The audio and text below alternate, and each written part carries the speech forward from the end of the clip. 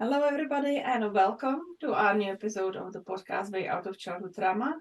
And today, he is with me is Nicholas Barnes, and which is therapist, helping the people to recover from the burnout, especially people in the managerial position and professionals who face burnout. And as we speak on this podcast about everything trauma related, the Nick's story it's amazing in that and so I would want to ask him, Nick, if you can introduce yourself to our listeners and the part of your story. What brought you to the place where you are now? Why are you helping others um, with what you're doing? Hello, everyone. My name is Nicholas Barnes, and I'm here because I was allowed a second chance in life, coming back from a near-death experience. I've been on a mission since 2021 after I learned to walk again and overcoming PTSD and a load of health conditions. It all started back from in my 20s, in my service in the British Army. I was injured from a crash. Um, I couldn't feel anything from the waist down. Um, and I was in severe pain. Um, and the longer while I was in a wheelchair, um, I was gaining weight, gained diabetes, high cholesterol, underactive thyroid. As the years passed on, um, I developed an addiction to cocodamol.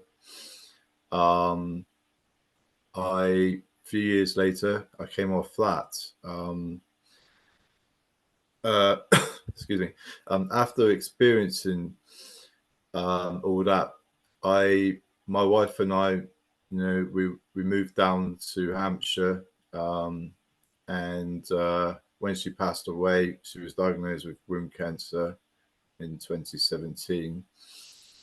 Passed away December 2020, and ever since her funeral, when she died, it took a toll on my health, um, and it actually, I actually had a near-death experience, and this voice said to me, "Nicholas, it's not your time yet. We're not ready for you.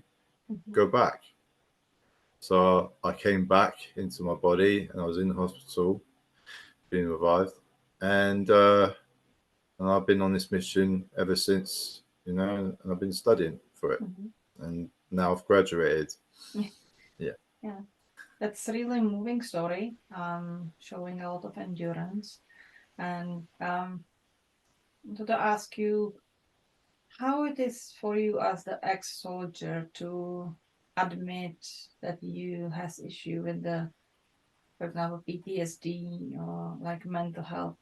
How you feel that it's currently veterans dealing with that or are willing to even admit that they have issues. Yeah, it took me a while to uh, sort of own up to it. It took me like over a year to talk about it, with someone. So I went to my GP. I was sent to a clinic that deals with PTSD, and I was diagnosed. Yeah, it took a while. There was lots of other thoughts that they had at the time. A lot of military veterans have been wrongly diagnosed, um, but it happened in the end. I got the right diagnosis, and I was on the right medication. Um, but coming off the medication during 2021, that's what helped me to memorize everything, to gain back control of who I am and who I'm supposed to be, and that's how I overcome it through neuro-linguistic programming. A practitioner did a timeline therapy and the rewind technique, Mhm. and that's how I overcome it. Yeah. But for many years, I went through hell, with constantly flashbacks, nightmares, stress, depression, low moods. Um, yeah, just every night I would just wake up. It's like every hour from bad nightmares and sweats. But then, yeah, but now, not anymore because I've overcome that trauma. Mhm. Yeah, that's thank you for sharing it, because that's really giving the hope to people. Because a lot of people still living in that belief that they, cannot get better, that they have to be on medication, or they just kind of have to learn to live with that. But it's really giving the hope that there are the ways how to overcome that. So you started your program and founded Incredible Warriors. So how you get to that Incredible Warriors? What does it mean for you? So I think about there's a word where people would say I'm a survivor of something, right? But I actually feel like survivor is more of a limiting sort of belief word or a Mhm. lower word about you, people ourselves. So instead of thinking that I'm a survivor, a warrior of my past, like many of us humans are. Mhm. And so I use warrior to make that word into a strong, because we're all stronger than what we think. Mhm. And the Incredible Warriors, I thought, perfect name, and that's why I came up with it. Yeah. Yeah.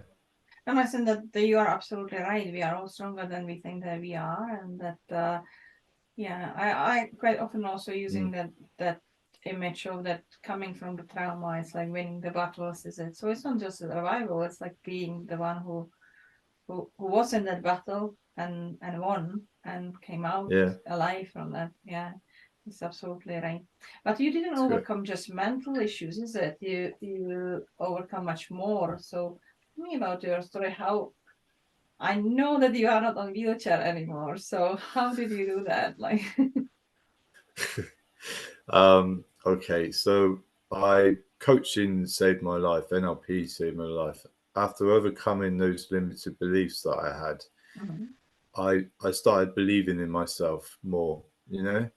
So from I was on bed most of the time, um, and I had carers looking after me every day. Um, Mhm. so what I did was I started training myself. So I was getting myself up on my bed, um, leaping myself over to my powered wheelchair, and then I went to the toilet, um, leaped over to that, and then back on to the powered wheelchair and then back to bed. And it took me some time, a few weeks. And then I started getting stronger in my arms and my hands and that. So I started going into my manual wheelchair, and I was doing that around my home. Um, and then I was getting out into the garden communal area, and then I got out to the local shops and then to town. I was very strong. I was getting very stronger, and the more stronger, the better and easier it was to get back Mhm. onto my legs.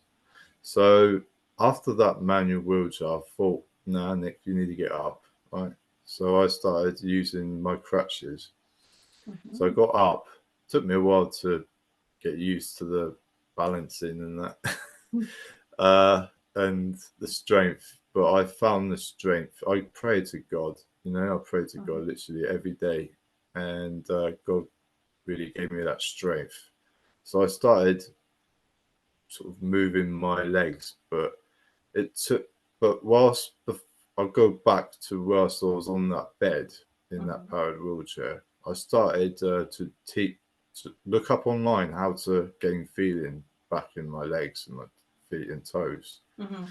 And then I started sort of trying to strengthen up my legs.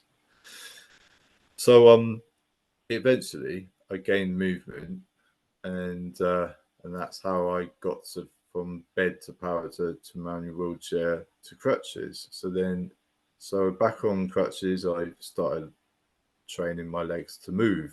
Um, that wasn't easy. That was really hard, and it hurt as well. My spine was like, it's an agony. But I did. But it took me like 6 months altogether, and then to get on my legs and not use crutches anymore. But then another 3 months, I guess, it took to stop wobbling everywhere because I kept losing my balance. Um, Sometimes when we experience stressful situations after sort of going through physical health problems and overcoming it, it can lead back into temporary paralysis when Yeah. people will experience stress. So I did have a bit of stress last year. So I had to learn to not to lower those stress levels, so I not get emotional, so that my feeling came back in my legs and my hips and that, you know. And that's how I did it. Yeah. Yeah, that's amazing. And that's really like showing that connection is it between mind and body, like that it's really not about our ability in the body. Our body is so possible to heal up itself when Yeah. training, but it's about that mindset, is it? So what is that one thing which you would recommend for anybody who, for example, have the pain or even like have the maybe symptoms of PTSD? What would be like number one thing which you would recommend them to do? Uh, I highly recommend contacting a master practitioner in NLP because, like, a lot of people that experience trauma, um, physical health, you know, and other health conditions, it not all those, you know, when you look at doctors and they say, like they said to me, Nicholas, you'll never be able to walk again. We won't help you further. So don't always believe it. There's always someone out there, you know, that will help you. And as a master practitioner, NLP hypnotherapist, I can help anyone because I'm not just a therapist in that. I'm also a pain management practitioner. I also am a mindfulness teacher and an insomnia practitioner. So if anyone's got any mental health that experiences physical pain, I can help you. You know, yeah, Yeah, that's great. So, yeah. who are those who you work most on? Like, what is your what the incredible body is doing? Like, uh, who you would come to you, and what it will be that magic of become incredible warrior. Yeah, so basically, I help professionals, business owners, and management with suffering with burnout, stress. Um, those experience pain, painful memories, painful health. Um, can go through a lot of stress at work, and the work pressures can just build up so much. They're just suffering from extreme tiredness, and some some even go to doctors to get medications. Others go the opposite way and do drugs and alcohol. So I can help people with addiction, overcoming addiction, um, burnout, stress, anxieties, depression, any mental condition that are going through burnout, stress. You know, I can help, but I actually can help anyone really with my skills as a NLP practitioner. So and that's what I do. I have a 90-day program. It's going to be released soon. So um, yeah, I'm always available to chat if anyone needs me. Yeah. Yeah.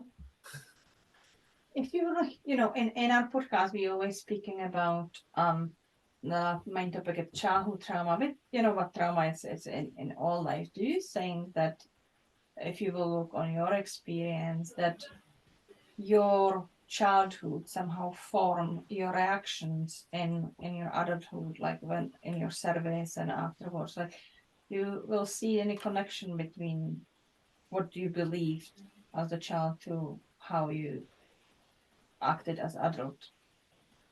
Yeah, so most people, a lot of people, when people experience PTSD, it can be between when you were born through your mother's womb up until the age of 6. You can either hear something, feel something, or see something, right? Excuse me. Basically, I think with me, I saw things, but it was like a lot of, and also felt things. I think it was through my mother's womb. Hearing sort of loud noises can be quite traumatic for a baby that hasn't been born. As a young child, I I remember some bits about my father was wanting me to join, and talking about his time when he was, because we moved around a lot during his time in the army, um, and I missed him a lot when he went away. I think yeah, I think those, because of where he went away so often. I think parts of my childhood sort of brought that sort of reaction to me as an adult, and I joined the army at a young age, and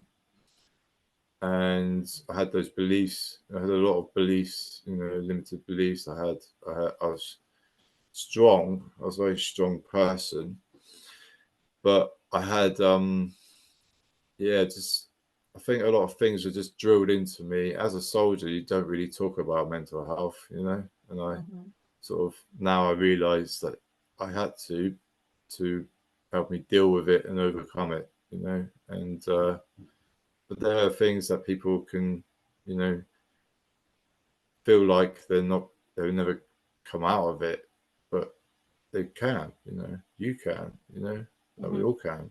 Yeah, yeah. Yeah. No, It's I always think, about yeah. it's always about having that positive belief that there is someone out there that can help us, Yeah. I see it a lot of in the children also, just like that. There is that effect, the lack presence of the parent, and that subconscious fear that the parent will not come back from deployment. Is it even if you don't want to kind of admit it, that fear is there. Yeah. That's natural. And Mm. also that's still big stigma about the mental health of soldiers, is it that un, that it's mean that want to be fit to work or fit to purpose, but that's not really. Mm. I think that if we will change it, the soldiers will be much more fit to the purpose if they will be allowed to actually Yeah. express their feelings, because it's Yeah. most of the time about the realization that you did your best, you cannot do anything more than you did. and Mm. and A lot of them, a lot of us, because it still happens now, we're scared of talking about in case we get discharged for our mental health, because I think like those days in World War One where if they had PTSD they get shot, but obviously it's not like that these days. But we're afraid of being thrown out and abandoned, and have to fend for ourselves when we get out. So we have to talk about, because when I worked with the crisis service, in partnership with the NHS, I met some veterans that I've helped, and they just left. Some of them just left or left like over a year ago or something, um, and they're still being wrongly diagnosed when they come out, and because they don't talk about it in their service, um, because of the fear of being told to leave. And a lot of them don't want to because they can't adapt. They can't adapt to civilian life, Um, but that's the worry and fear when you serve in the military, because you join the armed forces for a reason, to serve the Queen, King, and country, and yeah, just afraid, and it's sad. It still goes on now. And it's really sad because we now know, as you do, as I do, as many others do, that we can actually help with PTSD. It's not like it doesn't have to be permanent. That all that fear of incapability of working. It's not like if somebody is injured, get I don't know shot, and they put them to the hospital and believe that they will get better and will go back, can go back to the service if they are fit enough physically. The same way we can work with mind is that we can and actually with effective tools as you do NLP or therapy, in quite short period of time, we can actually get people fit again. It's just, so it's really, It's a yeah. Yeah, it's a criteria of the armed forces that if your mental health is severe, you have to leave. Yeah, yeah. sad.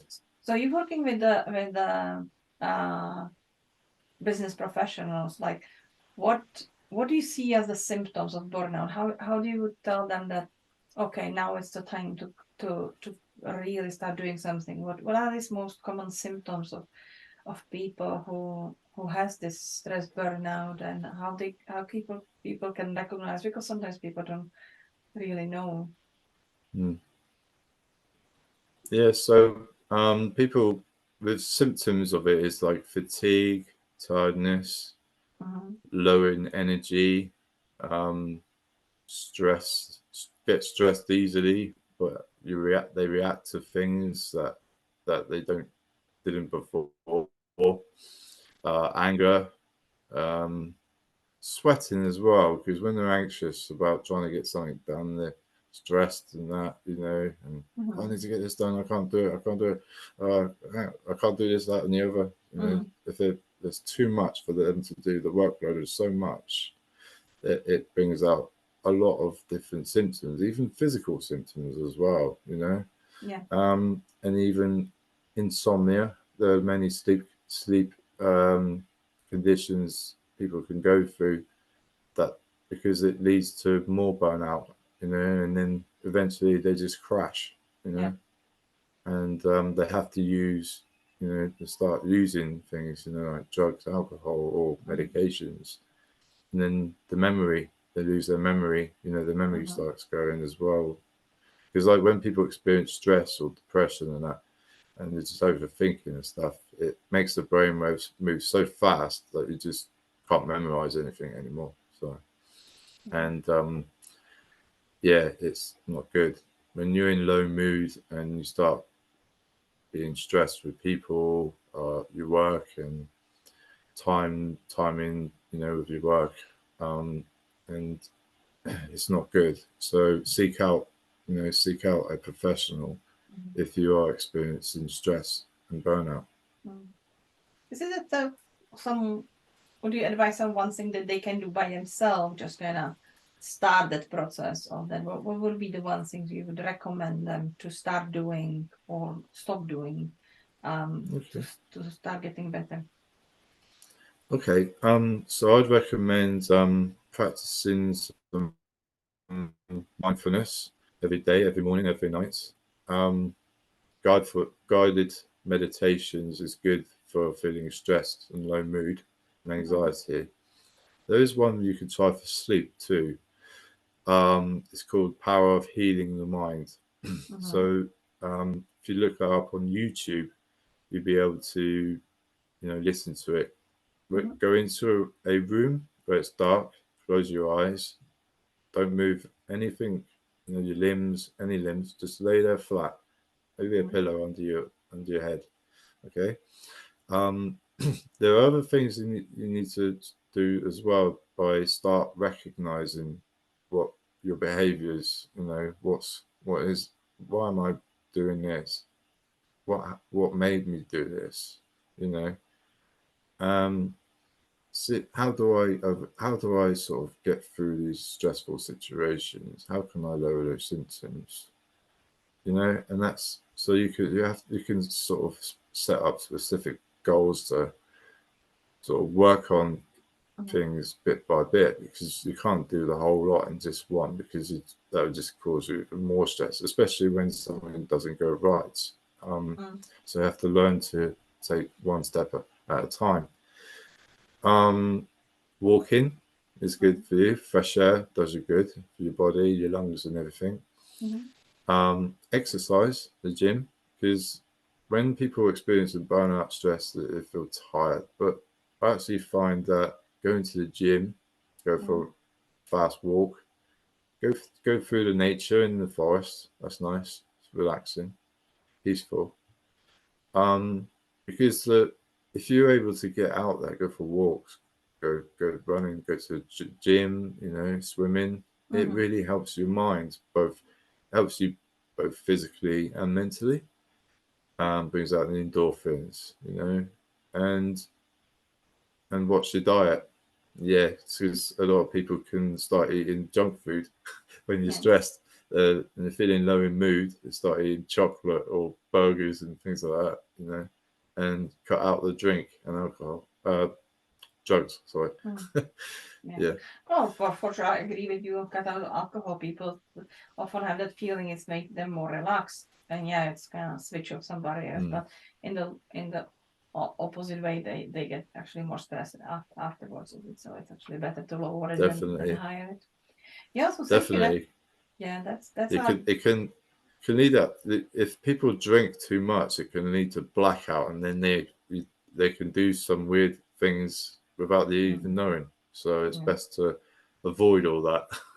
Yeah. No, and actually, what people don't recognize is when we are stressed in the high response stresses, then that drunkenness coming sooner, much quicker, because the mind is overwhelmed. So it's just enjoy that feeling of switching off, but that's can lead exactly to the blackouts or really not good behavior and regret later. So thank you, Nick, very much for coming on our podcast. It's your story. It's really encouraging. I think that's bringing a lot of hope to life people, and it's really great to hear that, like servicemen can get help and get better and find a new purpose in life. Because the whole story is also about that. Is it like that? As you mentioned, that many people are afraid to admit their issues, for example, in the military, because they don't know what they will do with their life if they will not be in the military. And it's great to see that you find your way and your purpose, and you helping others. So you're still serving the community, is it? So that's amazing. Yeah. In a healing way, I'm serving the world, not just my king and country. Okay. It's about the world. It's like that Michael Jackson song, "Heal the World." Because that's my vision. People need healing, and when it has people like us to help the world, it's beautiful. And working together, sharing is caring, and we have to join in forces to get that magic in the world of healing. I really feel like ever since I came back from the gate of heaven, and that voice told me, I just been on a healing mission. I'm on a mission from God, and I'm so grateful to God and to be able to be here to talk with you and talk to others, to meet great people, awesome people like all of you, because and being able to be there, show up, be confident, and communication is like the key to learning this good things about life, health in general. And it's beautiful having our lives to meet such great people. And I thank you for letting me come onto your show today. Thank you. You're most welcome. It was great honor. Thank you. And if anybody will want to contact you, what is the best way if somebody would want to chat with you or look at how can they join the Incredible Warriors? You can find me on Facebook, Nicholas Barnes, the Incredible Warriors, and I'm on chat on Messenger, Facebook Messenger, WhatsApp. And also, I have a LinkedIn page if you want to see what I've been doing with my studies and whatnot. But yeah, message me anytime. If anyone needs my help, I'm here for you, always. Thank you. I will find the links on for Nicholas also in episode info, so you can click the link and get in touch with him. And I would encourage everybody who suffer with symptoms of stress burnout, feeling overwhelmed with work, or feeling it's just too much in life in this moment, to reach out for help, because that you can be helped. Nicholas can help you in this, and we all deserve to live happily, not ever after, but live happily and joyful life. So suffering is not necessary if you choose not to. Yeah, definitely. So thank you very much, and I will all see you in our next episode next week. Okay, thank you. Bye.